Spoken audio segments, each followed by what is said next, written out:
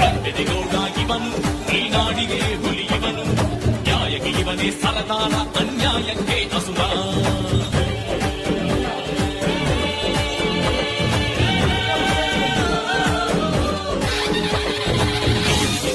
ಇವನು ಬಡವರ ಬಂಧು ಇವನು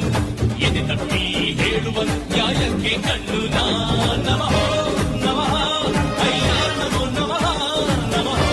ನಮಃ ಸತ್ಯ ನಮೋ ನಮಃ